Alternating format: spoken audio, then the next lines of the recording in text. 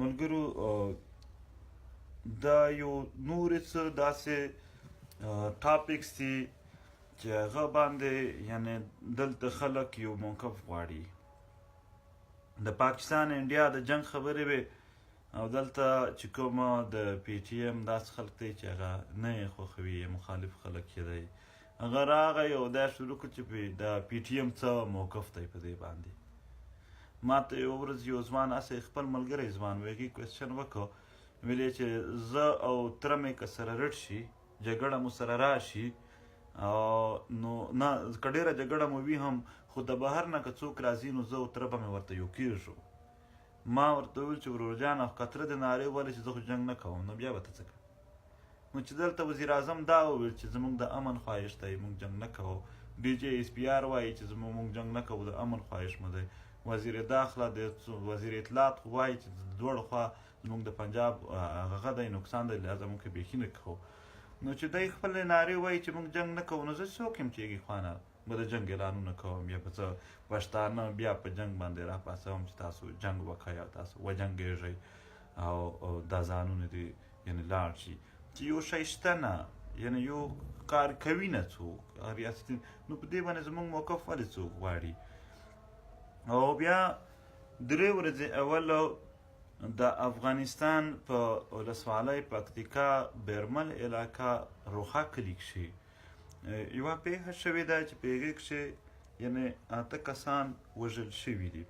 د دې پر خلاف یعنې ما پرون هم پوسټ کړی و. دا خلک وایي چې دا د پاکستان و د کسان، دا چې څومره هم بارډر علاقې دي هغه خلک اکثر ډول نیشنلټي لري. دا په کام وزیر دی، په وزیر شه اتمانزي دی، په اتمانزي کښې کابل خیل دی، په کابل خیل شه ملکشي دی. دا د ملکشو علاقه په بیرمل شه ده د دوی ذاتي خپله علاقه ده، دوی کډوال نه دي، دوی یعنې د پاکستان قبایل نه، بلکې دوی د افغانستان چې کوم قبایل دي د هغې سره باقاعده د دوی حصه لري. په افغانستان چې دوی نوکریانې هم دي، هر شی شته دی هلته. دا ځینې خلک وایي د پاکستان قبایل که چېرته وي هم راشئ ګورو، بیا دی بل یا د وزیرستان وي یا د بل ځای وي، وبیا ګورو چې قبرونه یې چرشې ښخ شول، دوی جنازې چرشې وشولې، هغه هلته د هغې خپل کلي وو. هغسې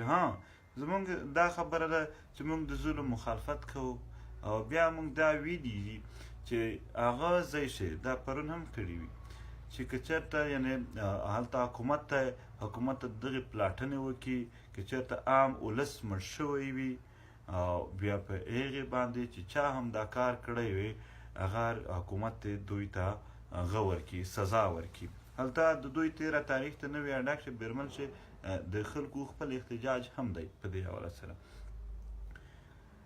د افغانستان د سرحداتو چارو وزیر د دغې پلټنې حکم هم جاري کړن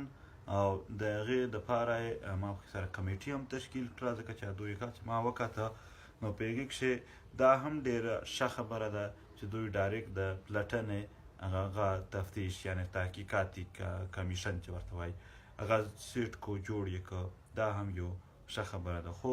بیا هم زموږ په حواله سره موږ دا وایو د افغانستان په کارونو کښې په اندروني کښې موږ دا هغه نه کوو، یعنې مداخلت نه کوو چې موږ یا د یو طرف سایډ اخلو یا د بل سایډ اخلو.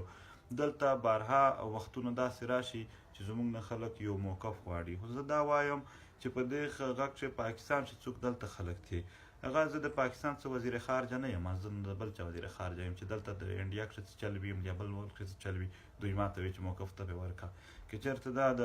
دلته څه مسله وي نو د پاکستان وزیر خارجه څه دی هغې نه تاسو تپوس کوئ چې هغه د په دې باندې موقف ورکوي. باقي زموږ د پښتون وطن خبره شوله، د پښتون ولس د افغان ولس خبره شوله، د پښتون وطن خبره شوله. نو په پښتون وطن کښې موږ ظاهره خبره ده د مظلوم حمایت کوو، کړی مو هم دی او د ظلم مخالفت موږ کړی هم دی او کوو یې هم. او په دې حواله سره زموږ بیخي هم دی. خو دلته یو قسم منافقت هم شروع شو. هغه منافقت دا و چې هغه خلک یعنې په افغانستان چې هره ورځ دماکې کېږي، دغه خلک خو ما یو ځل نه ولیدل چې په هغې باندې داسې ویلي وي چې منظور ته موقف پیش کړي یا د احتجاجونه وکړي یا د هغه وکړي یا د دغه وکړي. دغو خلکو خو کله هم دا نه دي ویلي. ټیک ده په هغه کښې هم عام ولس مړېږي یا بل ځای چې داسې بمباریانې په نور ځایونو کښې هم کېږي نور به کېږي افغانستان چې جنګ روان دی هره ورځ دا یعنې دغه د جنګ ماحول وي نو که چېرته موږ په هغې باندې روزانه دغه چلوو بیا به ډېره مشکله شي چې دلته موږ او بل دا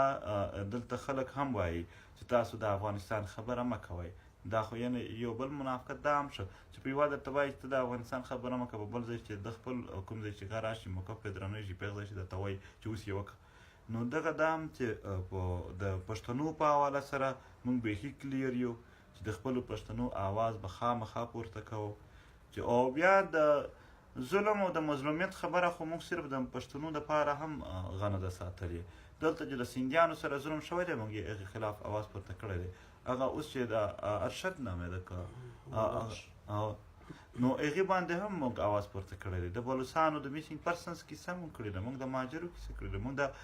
په پنجاب چې دغه چې د امار یې ونیو ما تر ټولو اول پوسټ هم وکړو په هغې باندې آواز ما هم پورته کړو موږ د کشمیریانو خبره هم کړې ده موږ خو د ګلګیت بلتستان د باباجان خبره کړې ده موږ د دنیا په هر ګوټ شي یعنې د مظلوم یو حمایت کړی دی خو د دغې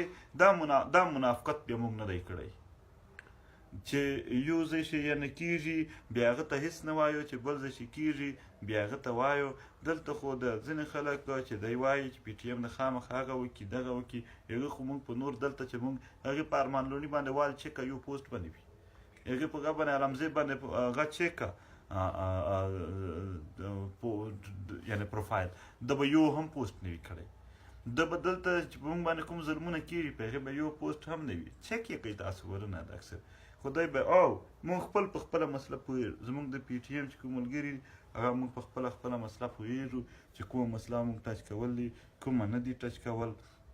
نو په دغې او بله دا خبره چې یعنې د